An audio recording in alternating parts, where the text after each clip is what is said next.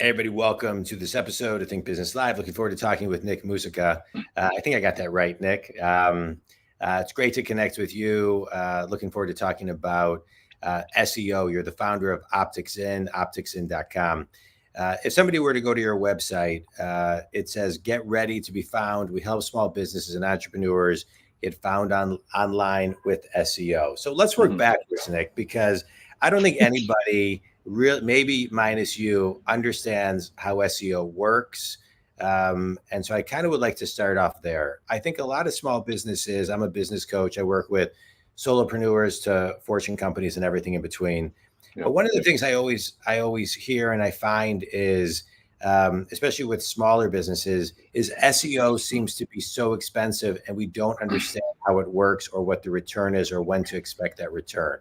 So let's start there. You know, when somebody comes to you and says that, what do you say? How do you evolve the conversation? Yeah. Typically, the conversation starts something like this.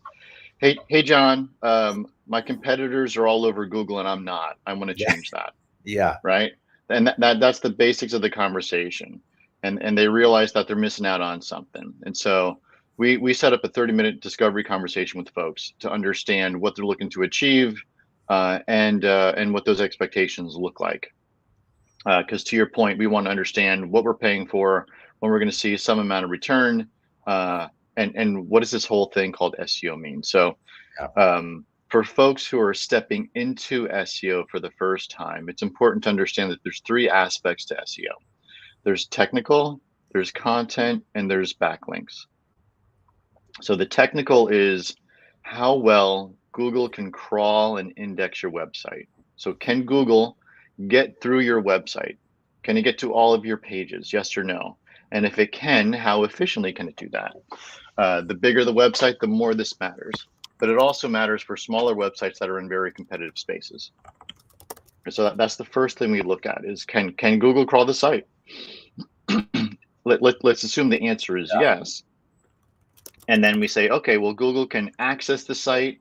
It knows what the site's about. It's available to rank.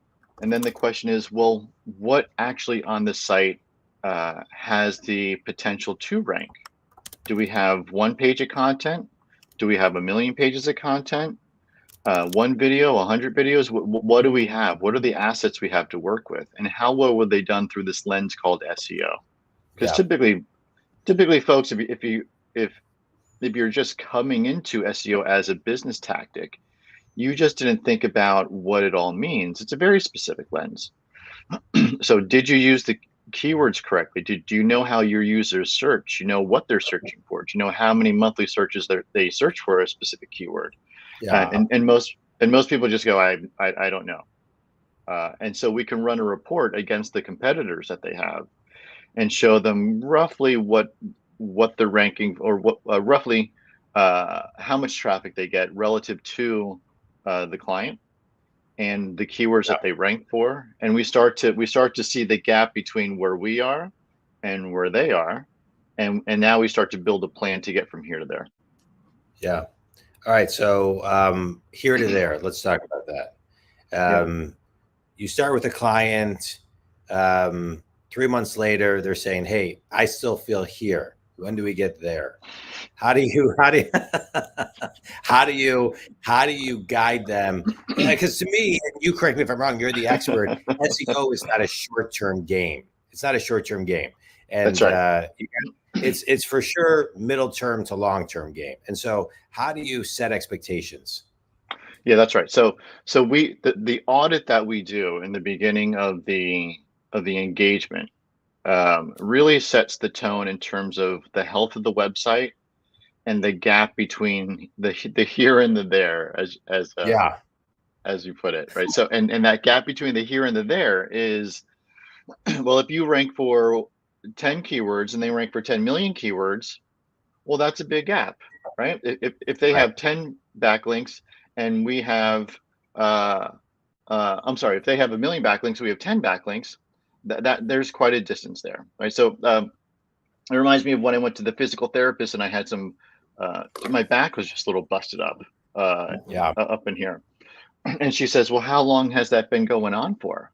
And I was like, oh, off and on for years, right? It's just been an issue. Yeah. Like I've never been able to resolve it. And she said, well, I think we can resolve it. I said, great. Well, how long is that going to take? She said, well, it took years to get there. So, Right. right, like, were you Right. It's expecting? right. Were you Right. expecting a week? Because we need to reset those expectations, right? Yeah. And so, if you have ignored, and I work with folks who sort of they find themselves in a good place, but then no one's watching. Uh, no one's watching the SEO results. Um, or maybe like it sort of happened organically, or there's a couple different reasons why you can just magically get good SEO results. But if you magically get those good results, they can magically disappear when no one's Yeah. watching them. And so that's the conversation I have with folks who, I'm working with a client now who they released a new website in 2021, and the traffic's been going down since. Yeah. And they want to know, well, when does it turn around? Well, we need to get all of these items in play, and we need to make sure that we're getting our backlinks up, because with the loss of visibility, backlinks have gone down. The number of websites linking to the site has gone down, which is a factor. And in the meantime, your competitors are going up and to the right in terms of traffic and backlinks and. So Yeah. that's a problem. And so the question then is, well, how much return are we going to get? Well, minimally, we're going to try to make up for that loss of traffic, right? Like Yeah. we were up here and now we're down here. So that's what we're trying to close at this point. And if we can build on top of that, we're going to build on top of that. But we're doing a rehab project right now, and then we're going to optimize. Yeah. So for smaller folks coming into the system the first time, some of them are in a similar, albeit less severe situation, because they didn't do any foundational SEO. They didn't make sure that their site can be crawled and indexed by Google. They didn't use the right keywords. They didn't promote their website, therefore they didn't get any backlinks, right? So it's really foundational elements that we're going for the first 6 months. Yeah. Yeah. All right. Good. I love it. All right. So let's talk about what a client's worth. Right. Say it again. And what a client is worth, meaning the value of a client, the value of one client, the value of a lifetime of a client. I think sometimes with SEO, I think with a lot of things, it seems to me sometimes with SEO, people are always looking to quantify, what do I need to pay for this? Do I need, one client? I say that, a lot of times, I'll say to my clients, you need one client a year to pay for me as a business coach, right? Sometimes depending on how much they're using me, sometimes 2 or 3, again, I'm just giving a gist. I get it. I think with SEO, sometimes it's hard for people to connect the bridge and quantify, okay, if I start September, this year, by next year, can I get one client? That client is worth X, the lifetime client is worth Y. So then I can back into and say, oh, okay, SEO actually does make sense. And so can you just kind of quantify for the Think community? Possibly. So let's give it a shot here. So depends on how busted up the site is, and the gap is between you and your competitors, right? So that is 100% a factor. So we have 2 things that we're looking at. How do we make this site better than what it is? But also it's relative to the field, right? Okay. So if you are the market challenger with a worse website, that's going to be harder. Yeah. If you're the market leader with a site that needs a little bit of love, that's going to be easier. So in terms of how much gain and what the timing is, those factors are at play. In terms of the value of a client, it really depends on the business. And so if it's a personal coaching business and you're charging $10,000 for the year, you get a couple of those. You're paying for the SEO, the foundational SEO. If you are an e-commerce client and you're going to sell thousands of dollars in products, and there's a lifetime value to those clients. Yeah. I mean, and same with the coaching. I mean, folks can stick around for 6 months, 12 months, 18, 24, whatever it may be. As long as they keep on getting the value, they keep on getting that support, and it gets them closer to their goal, right? That business goal, they're going to keep on signing up for the thing that they attribute that support to, right? So a couple of things. Can I just layer in something? So what I'm hearing you say, and I agree with you, is it also you can do SEO, but if the fundamentals of what you're doing SEO for aren't there, don't shoot the SEOer. Meaning, That's right. it's kind of like, you can, and even if all of that fundamental stuff is perfect and you're doing your SEO work, if you don't have a system in place to kind of receive the calls and follow up and call those people back and answer on time and things of that nature, then it goes for naught. So you're an important piece of the wheel, but all the other pieces of the wheel have to be intact. Absolutely. Yeah. So the main job of SEO is to rank. Yeah. Is to get that visibility and therefore ideally get the clicks. Right. And so for folks who let's pretend you have a website with 100 pages, you get 1 million visits a day, but you have no call to action. There's no phone number on your website. You just made $0. Yeah. And that's unrealistic. Most people have a phone number. Most people have something to click on, but those things may not be.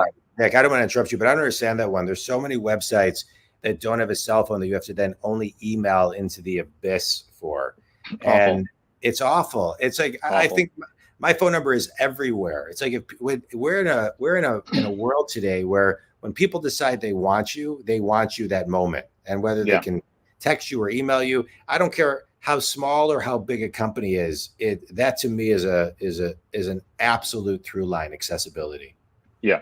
It's funny you say that. I was talking to someone a couple of weeks ago, and we were talking about their contact us page. And I said, well, what does your form look like? And he said, I don't want a form on my contact us page. I've had so many bad experiences with forms. I want a phone number on the page. Yeah. I feel like if people are willing to plunk down their credit card or cut me a check, they deserve to be able to give me a call. Right. Okay. Yeah. I answer my own phone call. I answer calls, or someone calls me now, I'm not getting it, I'll return. But I return every call, text, email, same day. I mean, it's so, and I think it's getting more and more and more important. I'm curious to see, this is off topic, what happens with the medical world and doctors, because I foresee in the next decade the concierge doctor model going really, really far because of the accessibility tools that people expect and want today.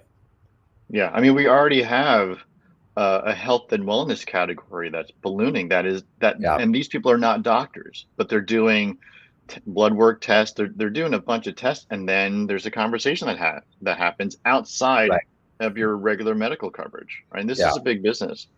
And they're doing it for humans. They're doing it for animals now. Yeah. I ran into, my wife and daughter and I ran into someone the other day, and they were with their dog, and they were telling us that their dog had a therapist. I loved it. It was great. Yeah. All right. That's off topic. All right. Getting back to SEO and you. So somebody comes to you, you're guiding them to get the fundamentals in place.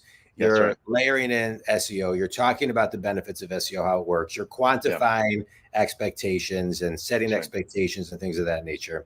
What does somebody need to do on the regular? How do you work with your clients, kind of setting and resetting the expectations, the story, the findings, and course correcting as you move through the year? Yeah, so we have monthly reports that we deliver all the time. So here's what we said we have two forms of metrics. We have performance and production metrics. Production is what did we do, and performance is what did it do. Yeah. Right? So if we didn't do anything, then we shouldn't expect anything in terms of performance. You need to show up and do the work in order to get an output. Yeah. And if nothing happened, if I didn't give you anything, and if you didn't give me anything back, then we didn't get anything done in 30 days. Therefore, we don't have much to talk about. And that typically does not happen. But that is an element of, we both need to show up for this conversation. I mean, some businesses, especially, for lack of a better phrase, absentee owners, who may have forgotten about their website, and entrepreneurs will go from project to project to project, right? And then they sometimes can hire a consultant, and then they feel like it's all being done. That's not how this works. It's not how a lot of things work. So we need engagement back from the client to make sure that you like this content idea. It landed well when we wrote it. Okay, now we get to publish it, or someone on your side gets to publish it. And if we give it to someone on your side and it didn't get published, we're not responsible for that. Their job is to get those barriers out of the way so that we can get a result. We're here to get a result together. Right. And so we need to be two kids on the playground playing well together. Yeah, it's our businesses in a way are similar. You do work for someone, you do great work for someone. They've got to do their part. You can give them all the tools, everything, but it's like I'll say to clients, that wanted to do business coaching, you have to be ready to actually do the work. You have to be ready I can give you all the greatest ideas and action plans, and we can reverse engineer and break things down to the simple, and we can focus on your strengths, and we can really get you revved up, but you've got to have the courage to then do it and execute and be consistent. That's right. Yeah. You got to step into it. Right.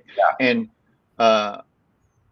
so here's the thing is, like, from the get-go is it sounds like with both of our businesses, like, we need to believe that at the end of the light, or at the end of the tunnel, there's a light, and it looks something like this. Right. And along the way, there may be things that show up.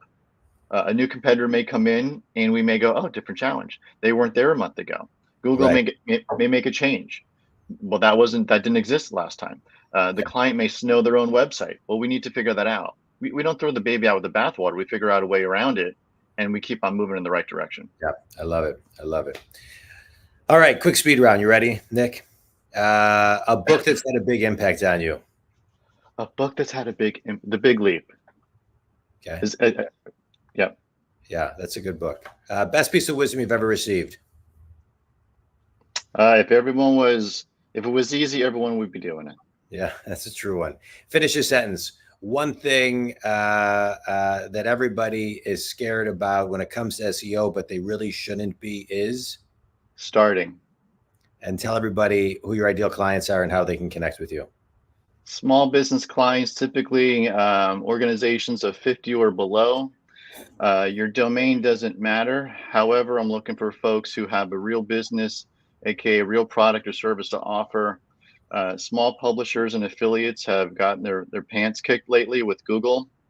They're just having a really hard time. The folks who have a real opportunity, doctors, lawyers, coaches, service providers, e-commerce websites. Those are the types of folks who have a really good chance of making a difference with their business using SEO. It's great. It's great. Nick, I appreciate you taking time to be on the podcast today. Think Community, Nick can be reached at opticsin.com. I'm a business coach. I work with successful people who are stuck. I work with them to get them unstuck. And I love this podcast because I get guests on the show from all over the globe that are in alignment with that mission, sharing advice to get people unstuck. I always like to extract one thing at minimum. You shared a ton of stuff to help people get unstuck. But I think one of the key things that you're talking about in the through line is taking ownership and responsibility for your business.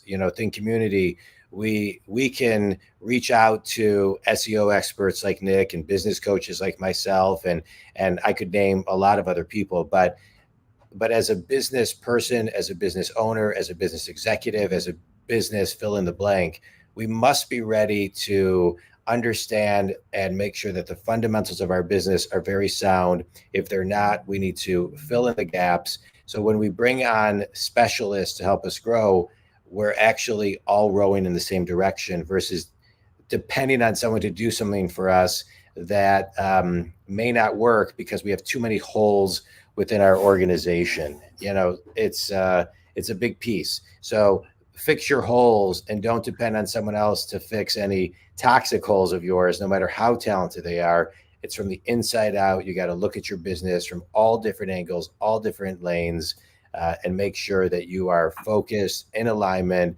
and you've got a really strong foundation. Nick, this was great. I appreciate your insight on SEO. Think Community, if SEO is something that you have tried or want to try, and you want to reach out to Nick, you can reach him at opticsin.com, and you can reach me always to talk about business coaching at jondwoskin.com. Nick, thanks, man. This was great. Appreciate your time. Thank you, John.